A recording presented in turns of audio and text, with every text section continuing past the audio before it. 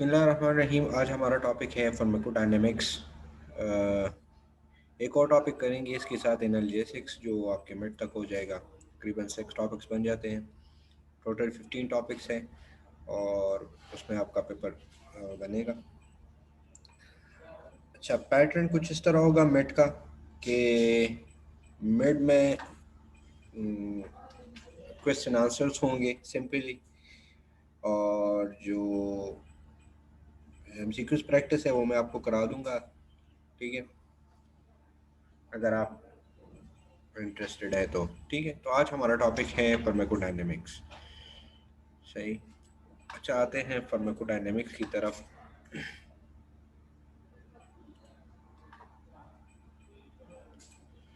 जी, pharmacodynamics किसे कहते हैं? In pharmacology the term pharmacodynamics means a specific biochemical interaction of a drug substance with a target organ producing pharmacological effect। हमने दो चीज़ें पढ़ी थी। एक हमने ये पढ़ा था कि जो ड्रग्स हम ले रहे हैं वो हमारे बॉडी के साथ क्या प्रोसेस करता है, और दूसरा हमारी बॉडी उसके साथ क्या करती है। तो जो फार्माकोडायनेमिक्स है उसमें है the interaction of the drug substance. जो ड्रग सब्सटेंस हम ले रहे हैं विद द टारगेट ऑर्गन, वो टारगेट ऑर्गन तक क्या फार्माकोलॉजिकल इफेक्ट प्रोड्यूस कर रहा है। मींस हम एक ड्रग ले रहे हैं तो किस तरह वो बॉडी को इफेक्ट कर रहा है। Means the effect of the drug on the body और द ऑर्गन कंसर्न। जो ड्रग होगा उस पर किस तरह काम करेगा। ठीक है। अच्छा, एक और बात मैं आपको बताना चाहता हूँ कि जो आपके 5 टॉपिक्स है, जो pharmacodynamic, pharmacokinetics, drug metabolism, drug interaction, जितने भी टॉपिक्स है उससे आपके मोर देन 40 एमसीक्यूज बने हैं। ठीक है, तो काइंडली इसको डीपली थॉरली पढ़ लें, लिपन कॉट से भी पढ़ लें, और जहाँ जो एमसीक्यूज का जहाँ से मैंने एमसीक्यूज बनाए हैं वो मैं आपके साथ शेयर करूँगा। ठीक है, थोड़े बहुत रिलेटेड एमसीक्यूज होंगे, टॉपिक से हटके नहीं होंगे, लेकिन सोर्स मैं आपको बताऊंगा कि कहाँ से बने हैं। ठीक है। Pharmacodynamics is the mechanism where the drug exert their effect. Pharmacodynamics वो मैकेनिज्म है जब ड्रग हमारा बॉडी पे इफेक्ट एग्जर्ट करता है, प्रोड्यूस करता है। टू प्रोड्यूस द थेराप्यूटिक और टॉक्सिक इफेक्ट। यहाँ पर या तो ट्रीटमेंट होगी, उसकी क्या होगी, ट्रीटमेंट होगी। ठीक है, और यह हमारे पास क्या होगा, टॉक्सिक इफेक्ट प्रोड्यूस होगा। सही।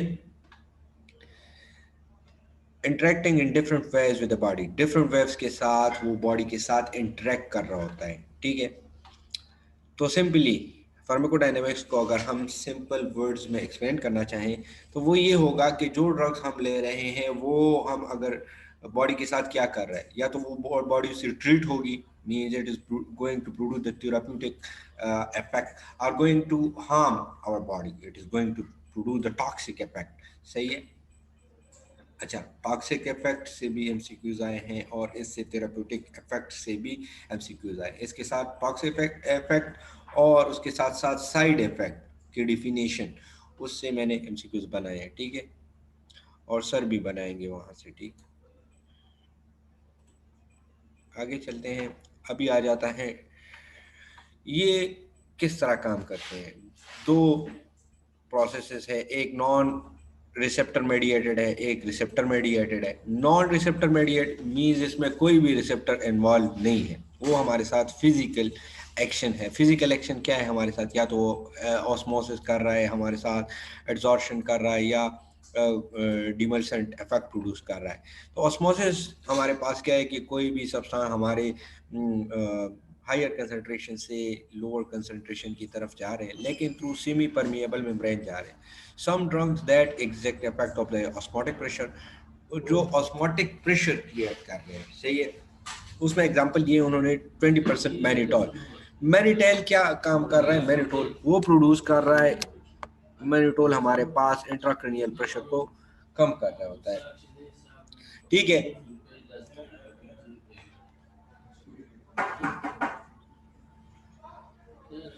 ठीक है। एड्जॉर्प्शन हमारे पास क्या है? Adsorption is the adhesion of molecule. ये एडहेशन ऑफ मॉलिक्यूल है। What is mean by the adhesion? Adhesion molecule ये है कि एक मॉलिक्यूल दूसरे मॉलिक्यूल के ऊपर इस तरह आ रहे हैं, ठीक है।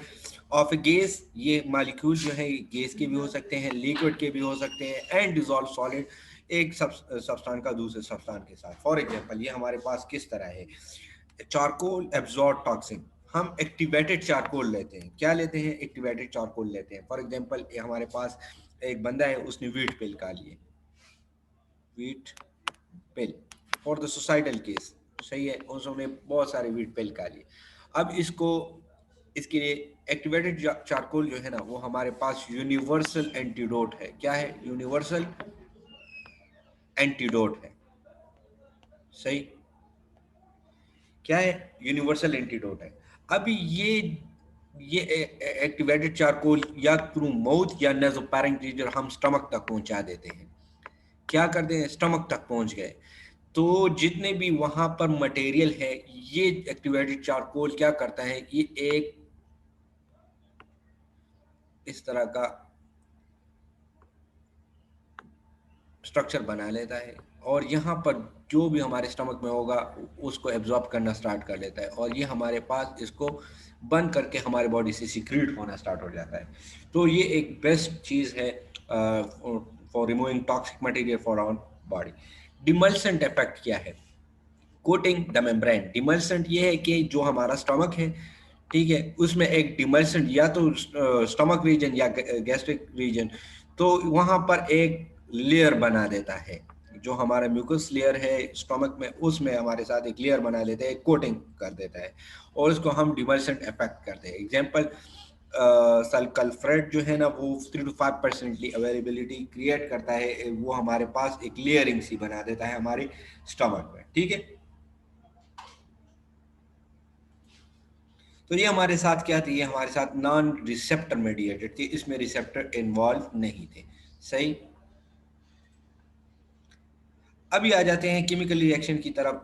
केमिकल रिएक्शन हमारे साथ किस तरह है? फॉर एग्जांपल, हमारे हमारा जो स्टमक है वो कौन सी कंडीशन में अच्छा काम करता है? वो हमारे साथ एसिडिक कंडीशन में अच्छा काम करता है। लेकिन जब एसिडिक कंडीशन हमारे साथ बहुत ज़्यादा हो जाए, तब हम बाहर से कुछ इस तरह की चीज़ें लेते हैं। फॉर एग्जांपल, हमारे साथ स्ट्रॉन्ग एसिड है, स्ट्रॉन्ग एसिड के साथ हम वीक बेस को कंबाइन करेंगे, तो ये हमारे पास दो चीज़ें बनाएंगी। एक हमारे पास बनाएगा साल्ट, और दूसरा हमारे पास बनाएगा वाटर, H2O, ठीक है। तो यहाँ पर क्या काम कर रहा है? एंटा एसिड्स जो है आर वीक बेसिस, वो वीक बेसिस है जो हमारे पास गैस्ट्रिक एसिड्स को यूटिलाइज कर रहे हैं, ठीक है। ये हमारे पास एक केमिकल रिएक्शन के थ्रू हम यूटिलाइजेशन कर रहे हैं। अच्छा, अब एक और प्रोसेस आ जाता है जिसे हम चिलेशन प्रोसेस कहते हैं। चिलेशन प्रोसेस क्या है? Chelation means to grab. इसका मतलब ये पकड़ना। किस तरह ये पकड़ता है? आर बाइंड, ये बाइंड है। चिलेशन थेरापी क्या है? is a medical procedure involved the administration of chelating agent। उसमें हम chelating agent दे रहे हैं to remove the heavy metals। for example, एक बंदे ने heavy metals खा लिए, या ऐसी मेडिसिन ले लिए, या ऐसी प्रोडक्ट्स ले लिए, ऐसी फूड ले लिए जिसमें हमारे पास मेटल्स बहुत ज़्यादा है, तो उसके लिए हम क्या करते हैं? उसके लिए हम चिलेटिंग एजेंट देंगे उसको, ताकि उसके साथ उस आयन को, उस हैवी मेटल के आयन को, उसको रिमूव कर सके बॉडी से, और उस प्रोसेस को हम चिलेशन थेरापी कहते हैं। चिलेटिंग एजेंट और केमिकल कंपाउंड, ये हमारे पास केमिकल कंपाउंड्स है दैट रिएक्ट विद मेटल, जो हमारे साथ मेटल के साथ रिएक्ट करेंगे और फॉर्मिंग स्टेबल वाटर सॉल्युबल, एक वाटर सॉल्युबल कम्प्लेक्स बनाएगा हमारे लिए। फॉर एग्जांपल, एक बंदा है, उसने बहुत ज़्यादा आयरन ले लिया, ठीक है। इस तरह, इसका मतलब ये नहीं है कि इन्होंने कील का लिए, ठीक है। इसका मतलब ये है कि इन्होंने कोई टैबलेट्स इस तरह के ले लिए जिसमें हमारे पास आयरन हो गया, और उससे आयरन टॉक्सिसिटी हो गई। क्या हो गई? आयरन टॉक्सिसिटी काज हो गई। तो अब इसका जो प्रोडक्ट है जो हम इसको दे रहे हैं, जो इसके साथ चिलेट बनाएगा, वो चिलेटिंग एजेंट हमारे पास डिफ्रॉक्सिमाइन है, या इसको आप एंटीडोट ऑफ आयरन भी कह सकते हैं, ठीक है। इसी तरह आर्सेनिक, आर्सेनिक हमारे पास मेटल है। अभी एक बंदे ने आर्सेनिक बहुत ज़्यादा खा लिया, तो इसके लिए डाइमेकाप्रोल जो है वो हमारे लिए इसका एंटीडोट है, जो इसकी कौन सा प्रोसेस कर रहा है? एक चिलेशन प्रोसेस कर रहा है, चिलेटिंग थेरापी, ठीक।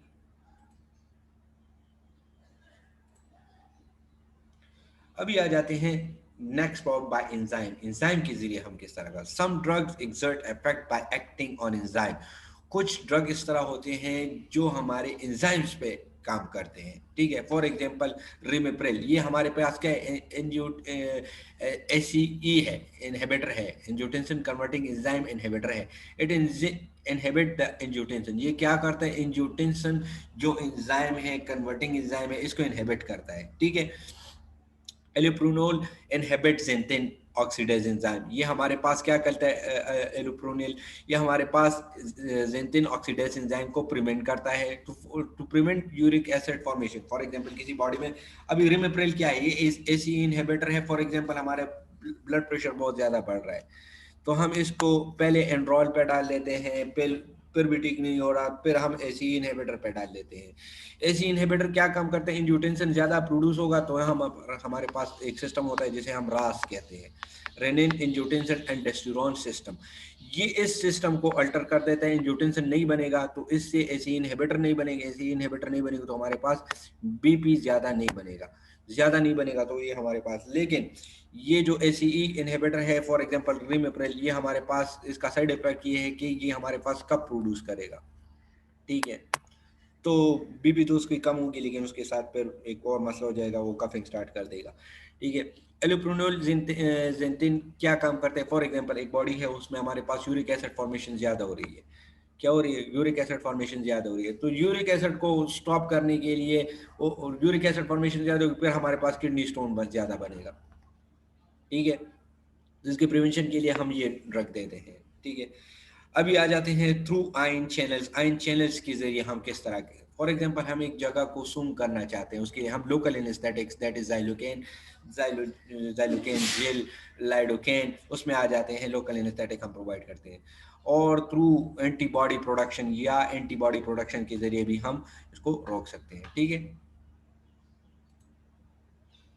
आगे चलते हैं। अब ये जो पहले हम पढ़ रहे थे केमिकल मेथड था, उसमें फिजिकल मेथड था। अभी हम आ जाते हैं रिसेप्टर मेडिएटेड ड्रग एक्शन के, हमारे साथ जो रिसेप्टर्स पे काम करते हैं वो किस तरह काम करते हैं। It is a receptor molecule, ये मैक्रो मॉलिक्यूल है रिसेप्टर का, जो हमारे साथ बाइंडिंग साइट के साथ अटैच होगा, ठीक है। Located on the cell surface, जो हमारे सेल सरफेस पे, मैंने आपने फर्स्ट सेमेस्टर बायो केम में पढ़ा होगा, जो सेल है हमारा, उस पे हमारे साथ रिसेप्टर प्रेजेंट होते हैं, ठीक है। Or inside the effector cell, या इफेक्टर जो सेल है जिस पे वो काम कर रहा है, वहां पर अंदर भी हमारे पास इफेक्टर सेल होते हैं। जो ऊपर के हमारे पास रिसेप्टर सेल हैं वो हमारे पास एज ए सेल सिग्नलिंग काम करते हैं, और बॉडी के जो नेटवर्किंग मटेरियल है उसको कन्वे करते हैं बॉडी के एंटीबॉडी को, कि हमारे पास कुछ इस तरह की चीजें आ गई, एंटीजन आ गए, आपने इसको किस तरह रिस्पॉन्स करना है, ठीक है। विच रिकॉग्नाइज द ड्रग, जो ड्रग को रिकॉग्नाइज करता है, और जो मैंने पहले आपको कह दिया कि आपने रिस्पॉन्स किस तरह देने हैं, तो ये इनिशिएट रिस्पॉन्स किस तरह शुरू करता है, किस तरह रिस्पॉन्स इनको देनी चाहिए। अभी आ जाते हैं इसमें affinity, ability of drug to combine with receptor. Drug पे डिपेंड करता है कि ड्रग कितना पावरफुल है, कितना कॉम्प्लेक्स बना रहा है, तो जितना कॉम्प्लेक्स वो स्ट्रॉन्ग बना रहा है हमारे साथ, तो उसके साथ उसका इफेक्ट भी उतना ज्यादा आएगा। एफिकेसी क्या है हमारे पास, capacity of a drug receptor to complex, जहां पर वो रिसेप्टर कितना ताकतवर है कि उसके खिलाफ काम शो करे, उसके साथ किस तरह का रिसेप्टर बन रहा है, किस तरह उसके साथ बाइंड हो रहा है, और वो किस तरह का एक्शन हमारे साथ प्रोड्यूस कर रहा है। अभी आ जाते हैं एगोनिस्ट की तरफ। It is a drug, agonist क्या होता है, जो शुरू करता है, ठीक है। It is a drug that combine with receptor, ये एक ड्रग है जो रिसेप्टर के साथ कंबाइन होगा, एंड इलेक्ट ए रिस्पॉन्स, और रिस्पॉन्स क्रिएट करेगा, ठीक है।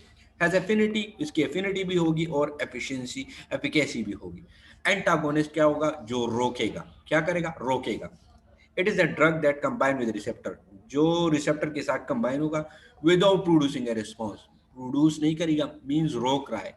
इट ब्लॉक द एक्शन, ये सारा ये सारा काम है, ठीक है। अगर आपने एगोनिस्ट, एगोनिस्ट क्या करता है, शुरू करता है, ठीक है, जारी करता है, और एंटागोनिस्ट रोकता है। ऑफ द एगोनिस्ट, जो एगोनिस्ट ने जो काम शुरू किया एंटागोनिस्ट उसको रोकेगा, ठीक है। Has affinity but zero efficacy, इसके एफिनिटी होगी लेकिन जीरो इसकी एफिकेसी हमारे पास नहीं होगी।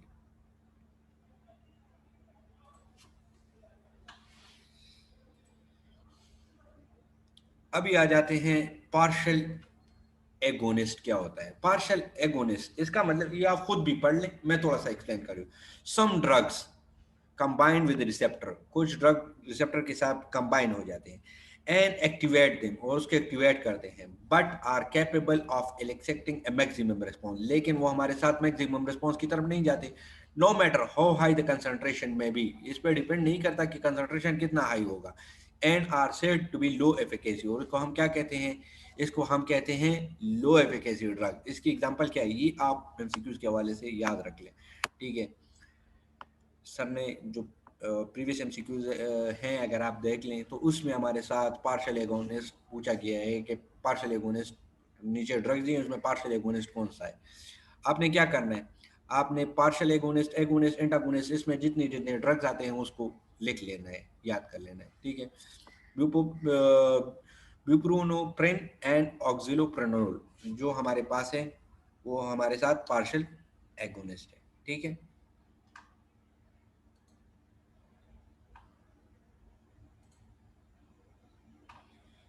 अच्छा, रिसेप्टर मीडिएटर में हमारे पास क्या आ जाते हैं, एक आ जाता है मेनली और फोर कैटेगरीज को, फोर कैटेगरीज में डिवाइड किया गया है। जी प्रोटीन कपल रिसेप्टर जो जी प्रोटीन के साथ कंबाइन हो गए, receptor with intrinsic ionic channel जिसमें हमारे पास इंट्रिंसिक आयनिक चैनल होगा, एंजाइम लाइक लिंक रिसेप्टर जो एंजाइम लिंक रिसेप्टर होंगे, ट्रांसक्रिप्शन फैक्टर हमारे पास होंगे, ठीक है। इसमें हमारे पास receptor for the gene expression, gene expression के लिए जो हमारे पास रिसेप्टर होते हैं, ठीक। तो फोर मेथड आप अपने साथ याद रख लें। अभी आ जाते हैं रेगुलेशन ऑफ द रिसेप्टर, किस तरह रेगुलेशन होती है हमारे रिसेप्टर की। डाउन रेगुलेशन हमारे पास क्या है, a decrease in the number of receptor, जब हमारे पास रिसेप्टर की नंबर्स कम हो जाए on the surface of the target cell, जो टारगेट सेल है वहां पर रिसेप्टर हमारे पास कम हो गए, ठीक है, और हमारे पास जो काम करने वाले एजेंट है वो ज्यादा हो गए, इसको हम क्या कहेंगे, डाउन रेगुलेशन कहेंगे। इफेक्ट क्या कहेंगे, the cell become less sensitive, तो सेल हमारे पास लेस सेंसिटिव हो जाता है, क्यों, क्योंकि हमारे पास जो रिसेप्टर है जो रिसेप्ट कर रहे हैं वो कम हो गए तो हार्मोन और अनदर एजेंट, या हार्मोन के लिए या अनदर एजेंट के लिए। फॉर एग्जांपल इसकी एग्जांपल क्या है, इंसुलिन रिसेप्टर, इंसुलिन रिसेप्टर है जो हमारे पास टाइप 2 डायबिटीज है। एक टाइप 1 है जो हमारे पास जिसमें इंसुलिन नहीं बन रहे होते, एक टाइप 2 है जो हमारे पास उसमें क्या होता है, इंसुलिन बन रहे होते हैं लेकिन इंसुलिन जिस रिसेप्टर पे काम करते हैं वो रिसेप्टर हमारे पास कम हो जाते हैं, ठीक है। तो इसको हम क्या कहते हैं, इसको down regulated in type 2 diabetes. Similarly chronic use of salbutamol, chronic use of salbutamol बहुत ज्यादा यूज करें तो क्या करेगा, डाउन रेगुलेटेड बीटा सेल, वो कौन सी सेल पे काम करता है, कौन से रिसेप्टर, बीटा रिसेप्टर पे काम करते हैं जो लंग में प्रेजेंट होते हैं, and leading to decrease effect. अगर आप ज्यादा यूज कर रहे हैं सल्ब्यूटामोल जो विटामिन के नाम से आता है, ठीक है, तो कुछ अरसे के बाद वो उसका इफेक्ट आना कम हो जाएगा हमारे पास, ठीक है।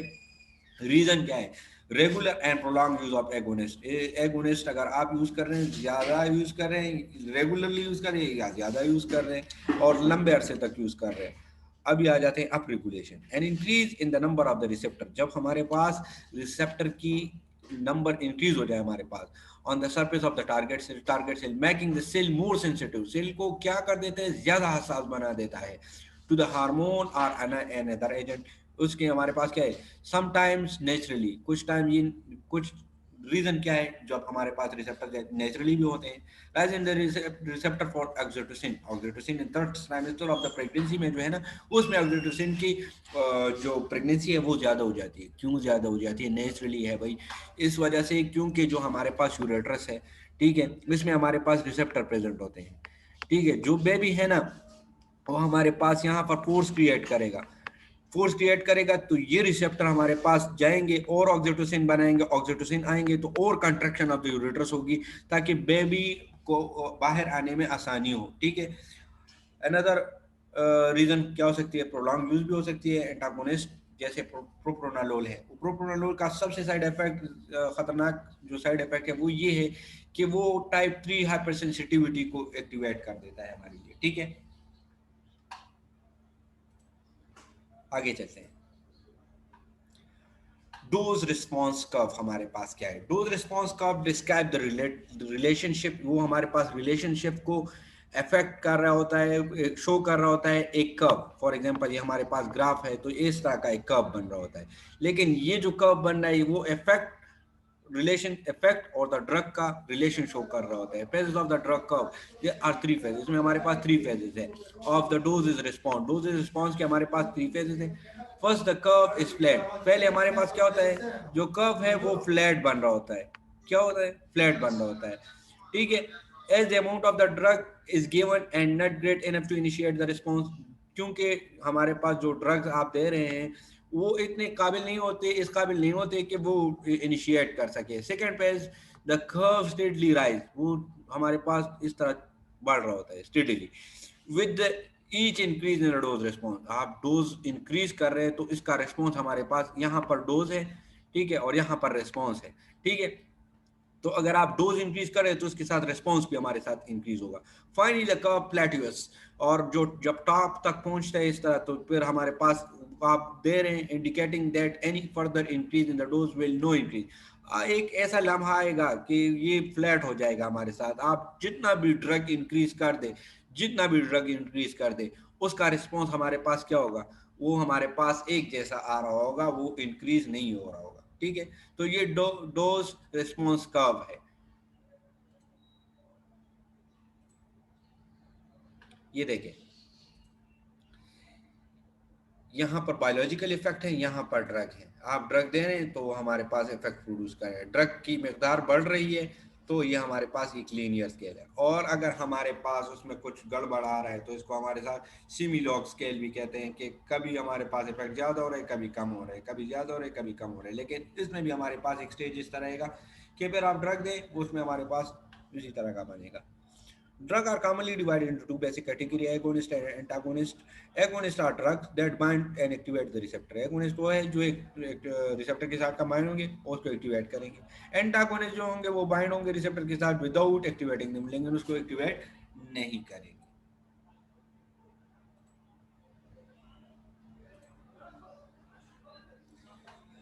क्वांटल डोज रिस्पॉन्स हमारे पास क्या है? What is quantal dose response? It is the relationship between three, number of patient, response and dose. इसमें हमारे पास number of patient, response and dose इस पे डिपेंड करते हैं। For certain other drug the response are not absorb, इसमें रिस्पॉन्स को एब्जॉर्ब नहीं किया जाता। ठीक है, ऑन कंटिन्यूस बेसिस पे सच ड्रग में आइदर शो देयर इफेक्ट, या तो ड्रग इफेक्ट शो करेंगे और नॉट एट ऑल, या नहीं शो करेंगे। ये इस तरह है कि हम देखना चाह रहे हैं कि क्या हो रहा है। ड्रग हम दे रहे हैं, नंबर ऑफ पेशेंट पे डिपेंड कर रहा है, उसके रिस्पॉन्स पे डिपेंड कर रहा है, और उसके डोज पे डिपेंड कर रहा है। For example prevention of seizure, आप सीजर को क्या कर रहे हैं, जो झटके आ रहे हैं हमारे पास, एपिलेप्टिक पेशेंट है, ठीक है, उसमें हमारे पास फिट्स या आ रहे हैं, ठीक है, बाय पेनाटोन, इसको हम पेनाटोइन दे रहे हैं, एंटी इलेप्टिक ड्रग है। सच रिस्पॉन्स आर कॉल्ड क्वांटल और ऑल आर नॉन रिस्पॉन्स। इसको हम क्या कहते हैं, या क्वांटल रिस्पॉन्स कहते हैं या ऑल आर नॉन रिस्पॉन्स कहते हैं। उसको अभी देखें, यहाँ पर है ग्रेडेड रिस्पॉन्स। ग्रेडेड रिस्पॉन्स क्या है? इज द रिलेशनशिप, ये एक रिलेशनशिप है between two doses and drug effect. आपने दो डोजेस दिए, फिर आपने इफेक्ट देखना है कि इसका इफेक्ट किस तरह आ रहा है, वो संग हो रहा है या नहीं हो रहा है, सीजर कम हो रहा है, कहाँ तक जा रहा है हमारे पास। This mean how much amount of the drug is required, ये डिपेंड करता है कि कितना amount of drug required to decrease 20% of the blood pressure in the individual, के उसका ब्लड प्रेशर हम 20% रिड्यूस करें इंडिविजुअली। ठीक है,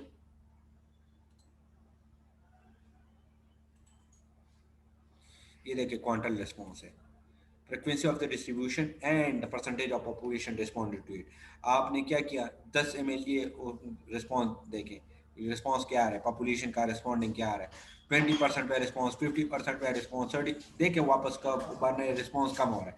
आपने यहाँ तक डोज ज़्यादा कर लिए लेकिन रिस्पॉन्स कम आ रहा है, लेकिन यू 50 है इसमें हमारे पास रिस्पॉन्स ज़्यादा आ रहा है। ठीक है, अभी आ जाते हैं हम थेराप्यूटिक इंडेक्स की तरफ। ड्रग्स हैव थेराप्यूटिक इफेक्ट, उसका थेराप्यूटिक इफेक्ट होता है, therapeutic effect mean the treatment effect, toxic effect होगा in some cases and cause lethal effect, जो खतरनाक इफेक्ट होगा। Side effect and lethal effects are typically dose dependent, जो lethal effect है जो जानलेवा है एंड और साइड इफेक्ट है वो डोज पे डिपेंड करते हैं कि डोज आप कितना दे रहे हैं, ठीक है। And can be measure defining the dose that produce toxic effect, और उस पर डिपेंड कर रहा है कि कितना डोज आप दे रहे हैं जो टॉक्सिक इफेक्ट प्रोड्यूस कर रहा है। 50% of the population, 50% of population में कितना डोज आप दे रहे हैं वो कितना इफेक्ट शो कर रहे हैं, जो क्वार्टरनल रिस्पॉन्स मैंने आपको शो किया डायग्राम पे, एटलीस्ट इन एनिमल। लेकिन जो ड्रग आप यूज करें, इस तरह नहीं है कि जो अभी कोविड-19 का वैक्सीन है तो इससे पहले ये हजारों एनिमल्स पे अप्लाई हुआ, इसके बाद इसकी इजाजत मिली है कि आप इसको ह्यूमन ट्रायल्स पे ले लें, ठीक है। At the least lethal effect in 50% of the population वो जो होगा, और उसका साथ साथ हमारे साथ साइड इफेक्ट और लीथल इफेक्ट भी 50% पे देखा जाएगा कि 50% पॉपुलेशन पे उसका रिस्पॉन्स किस तरह आ रहा है। Therapeutic index which is defined as the ratio, अभी ये रेशो है, रेशो क्या है, मीन द 50% पॉपुलेशन और 50% डोज जो आप दे रहे हैं उस पे हमारे पास थेरेप्यूटिक इंडेक्स आ रहा है, ठीक है।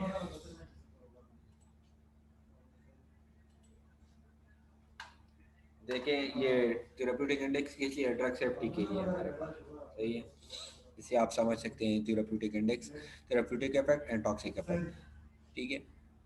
ये हमारे पास क्या है, ये हमारे पास रेशो है, ये आपका रेशो किस किस चीज़ का, पॉपुलेशन वर्सेस ड्रग का,